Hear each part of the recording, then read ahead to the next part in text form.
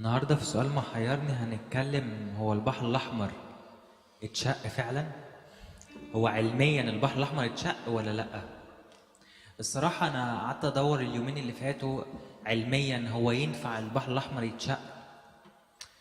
يعني إيه أثبته علميا؟ يعني أبدأ أشوف النظريات بتاعة الفيزياء والكيمياء والأحياء.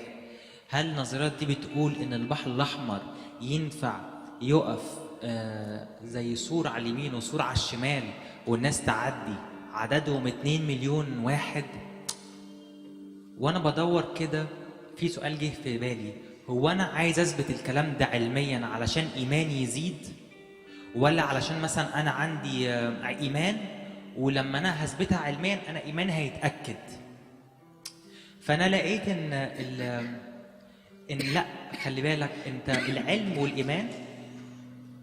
العلم والايمان ممكن يتقابلوا في نقطه، لكن مش دايما بيتقابلوا. في القصه اللي هنشرحها النهارده العلم قدر يفسر حقيقه واحده بس، اثبتها بالفيزياء، لكن مش كل القصه عرف العلم يثبتها.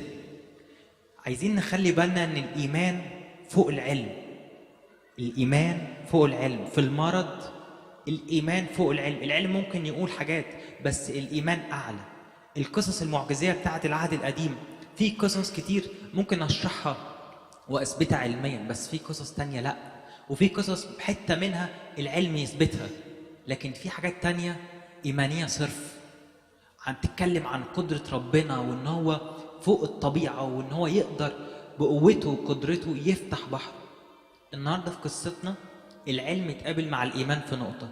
العلماء قعدوا يدوروا هو يعني هل ينفع يتشق بعرض 5 كيلو يعدي 2 مليون نسمة؟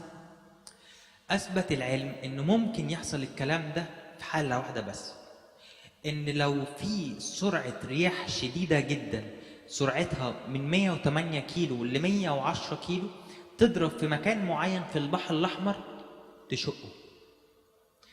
بس ما قدرش يثبت إن يفتح البحر ويعمل صورة عن اليمين وصورة عن الشمال، ما قدرش يثبتها.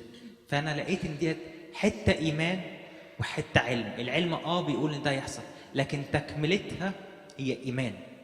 فأنا عندي إله يقدر يشق البحر. العلم ممكن يساعدنا، بيقول لنا نظرية إن ممكن يحصل، لكن ما يقدرش يكمل معايا القصة لحد الآخر. اثبت علميا، اثبت علميا ان فعلا لو الريح ضربت هتبين الارض، لكن تعدي 2 مليون بني ادم وتعمل صورة عن اليمين وصورة عن الشمال بفتحة 5 كيلو، دي صعب قوي عن العلم ان هو يثبتها. بس المرة الجاية هنكمل تدوير في الايات، ودوروا معانا عن لو في ايات صعبة. احنا هنحط بوكس من المرة اللي جاية اسئلة ايات حاجات عن الله، حاجات مثلا عن الشر. دوروا معانا وهندور مع بعض، عايزين نجاوب على كل أسئلة. ربنا مدينا الفرصة ان احنا نسأله وان احنا ندور وان احنا نشغل دماغنا ونلاقي لكل سؤال إجابة.